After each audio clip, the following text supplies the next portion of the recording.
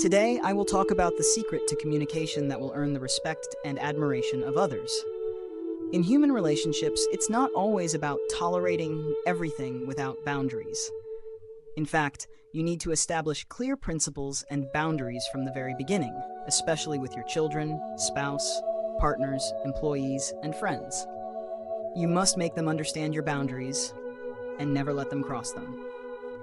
If someone does violate these boundaries, you need to stand firm and make them face the consequences. What I'm saying might be hard to hear and not easy to accept, so be sure to stick with me until the end to fully understand this ancient wisdom. Welcome, everyone. First, remember this.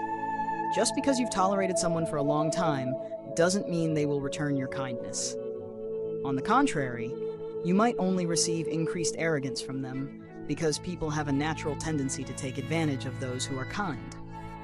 For example, Vo Dai Lang treated his fan Kim Lian very kindly, so much so that it seemed like an act of divine kindness. In real life, there's a famous star named X and his wife Y, and everyone knows about this, right? Mr. X treated Mrs. Y with great care and thoughtfulness, but what was the result? These acts of love didn't get the expected response, and instead, all he received was increasing hurt. Of course, this doesn't mean you shouldn't love, but love with strategy and method. Treating someone well requires a strategy and approach.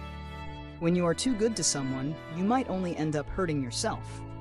Why is that? It's not that the child changes, but the patterns of interaction aren't created by the child. These patterns are actually formed by their classmates, teachers, mothers, fathers, and grandparents. When a child is born, all their behaviors are a pure reflection of their true nature. They don't understand the concepts of good and evil, beauty and ugliness, and haven't yet learned how to be deceitful. They simply express the raw essence of humanity in the most truthful way. To understand better, let me give you an example. When my son was in first grade, he treated people around him, his friends and family, completely differently. With his best friend, he was very generous. If we had any good food at home, he would automatically bring some to share with his friend. But when it came to his mother, he was very stingy. Why is that? Because his mother spoiled him too much, and he got used to receiving things without having to give anything in return. So why would he need to give anything back? As a result, he developed the habit of just receiving from his mother without needing to reciprocate. But with his friends, it was different.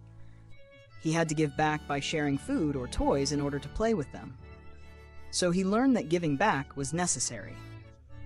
This makes perfect sense. If he didn't reciprocate, he would lose those friends. He became used to the idea that in order to get something, he had to give something in return. If you're a mother raising a child, you've probably started sweating by now. But don't jump to conclusions. We're just getting started. Let's now take a look at the relationship between my son and me. For someone like me, an expert in creating interaction patterns, dealing with him is like swatting a mosquito in front of me. He doesn't dare to make any mistakes. He is the perfect student, a wonderful, filial child. All I need is one glance, and he immediately becomes obedient, careful, and puts everything in order. Why is that? Because he's afraid of being punished. I punish him both mentally, physically, and even materially. In our relationship, I've established deep, painful, unforgettable marks. For example, there was one time he dared to argue with me, so I punished him like this. No TV for 10 days, no toys for 10 days, no playing with friends for 10 days. He could only stay home and do physical exercises, standing for 10 hours. And on top of that, I banned him from buying snacks for 10 days. After I punished him this way twice, he learned that he could not make any mistakes in front of his father, or he would face serious consequences. So, in our relationship, he developed the habit that if he made a mistake, he would have to pay a heavy price. And for me to treat him well, he first had to treat me well. Every time I punished him, his grandmother would come and try to defend him, saying I shouldn't punish a child like that, and then scold me. On the other hand, she spoiled him, buying all sorts of toys and treats, basically giving in to whatever he wanted. So what was the result? This child completely lost respect for his grandmother, often arguing, shouting, and being rude to her. Later on, his grandmother realized that her way of handling things was not working, and everything had gotten out of control. When I stepped in to punish him, no one intervened anymore. The truth is, in relationships, whether it's between husband and wife, partners, leaders, and employees, there are always these interaction patterns at play. How people treat you is actually a reflection of how you have set up those patterns. So how do you build these interaction patterns? The first core principle for establishing these patterns is setting boundaries. In human relationships, simply tolerating everything without principles isn't always the best approach.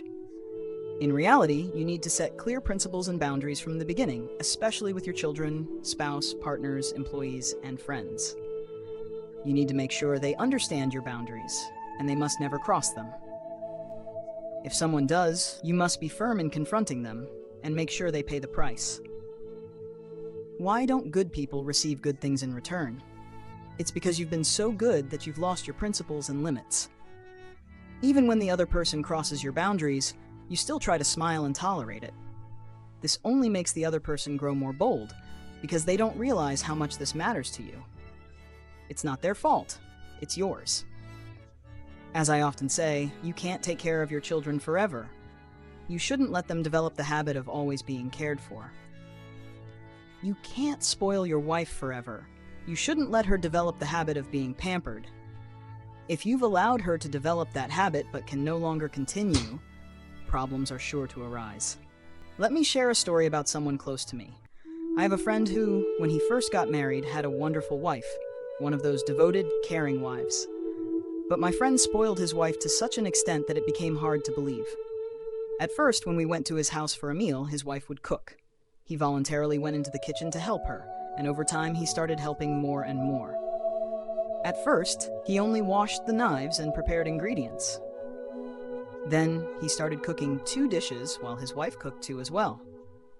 Later, when we came over for dinner, his wife would directly tell him to go into the kitchen to cook, while she occasionally went out back for a few things, and then came back in. Eventually, his wife didn't do anything at all. The cooking and washing dishes were all done by my friend. I also clearly noticed the change in his wife's behavior. At night, she seemed to treat him as if she depended on him more, while my friend would just smile and say nothing, never opposing her. He really was a good husband. In fact, both of them were at fault. One wanted to give, the other wanted to receive. It wasn't necessarily a bad thing as long as they were happy. But that wasn't how things turned out. A while ago, my friend called me, his voice filled with anger. He told me he had hit his wife and wanted a divorce. It shocked me. I asked him what happened, and he said, "Do you know? I've been married to her for so many years, always spoiling and loving her. 10 years of marriage, and I've tolerated her for 10 years. I hate cooking, but for her I've cooked every day for 10 years, and I've been the one to pick up and drop off the kids every day. Meanwhile, her mood has gotten worse and worse, and she frequently yells at me. I can't take it anymore, so I hit her. I really can't stand this woman anymore." I said to him, "First of all, don't argue. Doesn't her behavior today stem from your own actions? What is there to feel bad about? If you couldn't accept cooking, taking care of the kids, or her yelling at you, why didn't you say something in the beginning? You've tolerated it for 10 years. Why are you saying you can't take it anymore now? If you didn't refuse it from the start, you gave her 10 years to develop that habit. Now you want her to change. How can that happen? And by the way, at your age, with the kids already grown, what will happen if you get a divorce?" After hearing that, he said, "So what should I do now?" I told him, "Well, just keep tolerating it. You've tolerated it for 10 years, so you might as well tolerate it for the rest of your life. In fact, this is the worst consequence of not having clear boundaries. No one can be blamed except yourself. So, if you've already formed fixed, long-term interaction patterns with people around you, I advise you not to break them too quickly. Consider whether you have the strength to do so, and whether the other person truly needs you. The interaction patterns that have been established for a long time, if you want to break them, will certainly lead to intense confrontations. Of course, if you have enough leverage and the other person cannot live without you, then you can break this interaction pattern. But the process will definitely be tough, and you need to prepare yourself mentally. If you choose not to break it and continue maintaining the status quo, you need to think about whether you can endure it. The more you tolerate, the worse the other person will become, and the more painful it will be for you. If you cannot endure it when you have the upper hand, I advise you to break it. The sooner you do it, the less difficult it will be. Let's talk about setting pain points and pleasure points, especially the first time an event touches your boundaries. You must make the other person experience a pain point. This is very important. Let me continue with a real-life example. For instance, when my wife and I first started dating, our interaction pattern hadn't been established yet. When we first got married, there was one time she asked me to cook. I knew that if I started cooking, it would become my responsibility from then on. So I had to create a deep pain point for her regarding this task. Women, if you have any requests for men, make sure to bring them up before marriage. After marriage, it's too late. After every time she cooked, I complimented her, saying how delicious it was. My wife cooks wonderfully, and after every time she cooked, I praised her, creating a fixed interaction pattern. In this situation, I created a deep pain point for her in her mind. The strategy behind this was calculated. It wasn't just unreasonable anger. In different situations, you need to use different emotions. Partners who never argue can't succeed in business. The earlier you argue, the better. If you don't argue in the beginning, later on, the arguments will become uncontrollable. Because not arguing at the start means someone is tolerating things, and decisions made without discussion will easily go wrong. In fact, teaching people is very similar to teaching dogs. Read the story below and understand its essence. One day I bought a small dog and named it Tiuhak, Little Black. I called out Tiuhak, but it didn't come. I called again, still no response. What should I do? So, I bought a piece of rib, held it in my hand, and called Tiuhak. It immediately ran to me. For a whole month, I used the rib to call it, and every time I called Tiuhak, it would come. After a month, I stopped holding the rib, but when I called Tiuhak, it happily ran over, wagging its tail. But I noticed it liked to lie by the door instead of its bed. What should I do? So, I placed some thorny plants by the door, and whenever it lay there, it got pricked. I also placed some ribs in its bed. Eventually, it taught itself not to lie by the door, but to lie in its bed instead. Afterward, I removed the thorny plants from the door and the ribs from its bed, but it still instinctively lay in its bed, no longer by the door. Without realizing it, I had created an interaction pattern between it and me. Did you understand? The best time to establish an interaction pattern is the first time you meet, because at that time, the other person doesn't understand you, and you don't yet know how to communicate with them. The best time to break an interaction pattern is when you have the upper hand, when the other person cannot live without you. Make them feel that they cannot live without you, and whoever cannot live without the other will suffer. If you cannot live without them, you will suffer. If they cannot live without you, they will suffer. Your success in business and happiness in your family come from being irreplaceable. The laws of this world are becoming clearer and clearer. When you are not strong enough, you won't even have a small opportunity. When you are strong enough, thousands of opportunities will appear in front of you, and you won't be able to refuse them. When you are excellent, everything you want will come to you automatically. Exploitation is the nature of humans, even between parents and children. If you are talented and outstanding, your parents will love you more. The essence of this society is that your rewards are not based on the effort you put in, but on the irreplaceability of your effort. You must remember that your value is not based on your salary, but on how irreplaceable you are in the eyes of your boss. Only when you become irreplaceable will your salary truly rise. In marriage, if you only rely on beauty and physical appearance to attract your husband, over time, there will always be someone more beautiful, and a third party will inevitably appear. There are women who, when faced with their husband's infidelity, do not cry or make a scene. Instead, they focus on taking better care of their family, improving themselves, keeping the home tidy, becoming more attractive, and making their children loved. After some time, when the novelty of the third party wears off, and the husband returns home to see a warm and happy family, he will find it hard to abandon it and will eventually return to his family. Of course, some might say, I can't do that. He cheated and I still have to serve him. In this case, first, reflect on where you may have gone wrong, then decide whether to stay or leave. If you do not have irreplaceable value in your marriage, remarrying won't make a significant difference. The same problems will reappear. In the job market, there are too many people who can be easily replaced by younger individuals, machines, or new systems. Jen Wu once said that workers should ask themselves 3 questions. Can a machine do my job? Can my job be outsourced? Will my job have room for growth in the future? The answers to these questions may be discouraging, but they should be considered because it is better to be confronted with these questions than to be slapped by reality later. Many times, we default to thinking that our income is tied to our education, abilities, or past achievements. But in reality, these are huge misconceptions.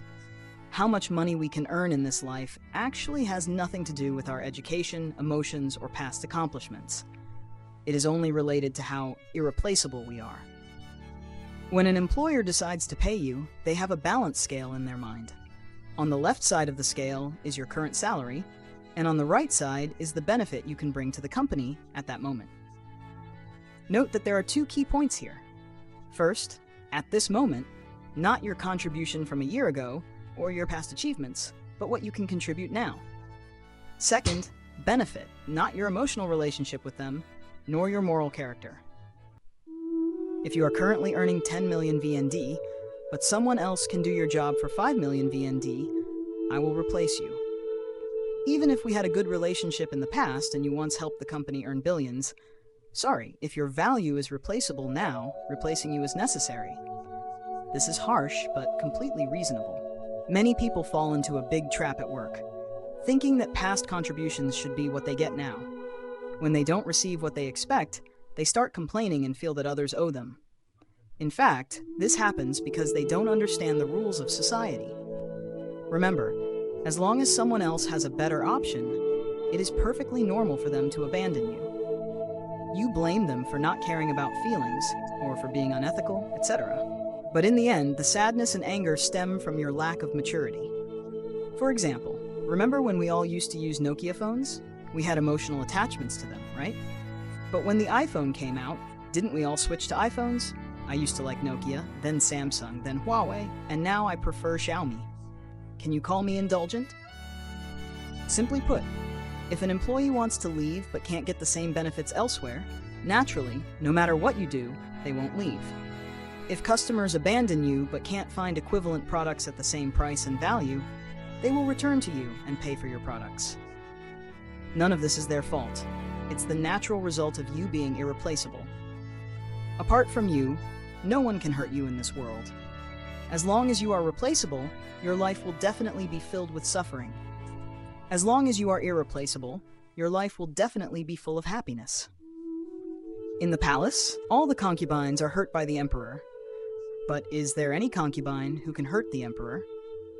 Because the emperor is unique in the eyes of all the concubines, while all the concubines are just one of many in the emperor's eyes.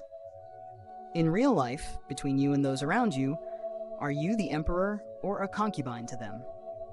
If others can easily replace you, it doesn't matter to them whether you are there or not. But if you cannot live without them, then you can imagine how terrifying that is. Many men use the excuse of "I support you" to turn women into useless concubines, while they themselves go out and continuously improve, becoming emperors in their own right. At this point, the wife can't live without him because she lacks life skills and is forced to endure, losing her mental freedom. Do you know why your husband is so hot-tempered and doesn't listen to you, but you still have to keep quiet? Do you know why some talented people in the company always go against you and you can do nothing about it? It's not because they are so talented, but because they know that without them, you wouldn't survive. But without you, they can still do fine. So naturally, they will show that attitude. This is an inevitable truth in a family. Whoever speaks louder in an argument is the one who contributes more to the family. In a company, the person who dares to challenge the boss, the person who is a thorn in the side of the boss, is the one who cannot be replaced in the company, even though they may complain, get angry, and demand rights. You've put yourself in a passive position. Isn't that deserved? Whether managing a family or a team, don't say anything else. The most effective way is the 5 words, "You've been fired." It's very simple, but do you dare to say no when you're not irreplaceable? So what should you do? The secret lies in patience, flattery, and quickly accumulating advantages. When you can't manage on your own without the help of the other party, you must endure. Take, for example, Liu Bang in Chinese history. At the Hongmen banquet, he had to endure before Shang Yu to save his life.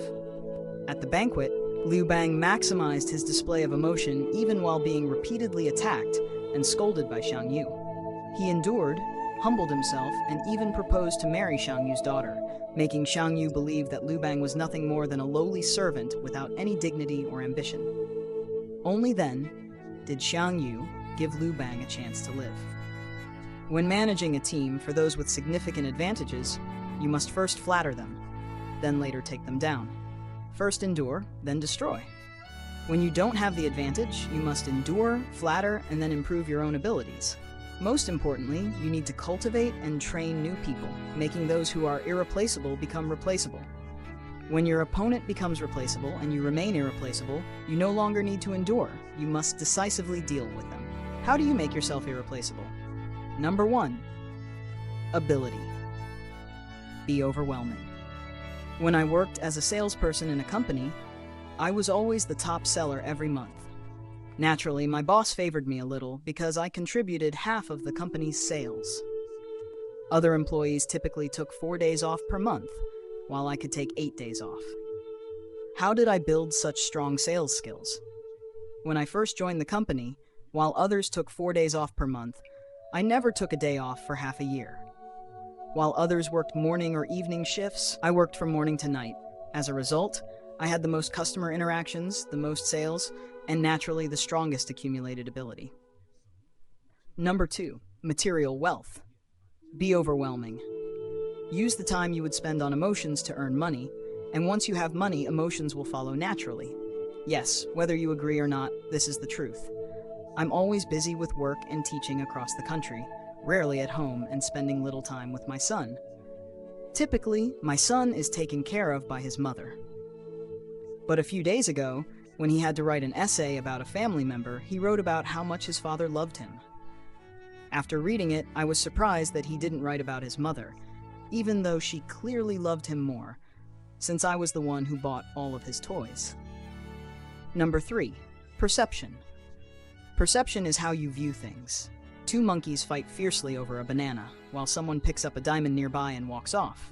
The monkeys aren't incapable of grabbing the diamond, but from the beginning, they never considered that the diamond was worth more than the banana. Most people only see the surface of things and fail to understand the deeper truth. For example, most people care about emotions, but the reality is that emotions are just the surface. The true relationship lies behind the benefits involved. For example, during the pandemic, why did the divorce rate soar? Was it due to emotional issues flaring up? The truth is, the pandemic made many men poorer. How can we elevate awareness? First, through real-life experience. Second, by being guided by wise individuals. Third, through high-quality learning. The ultimate competition among people is a competition of perception. Your level of perception determines your social standing and the kind of wealth you accumulate.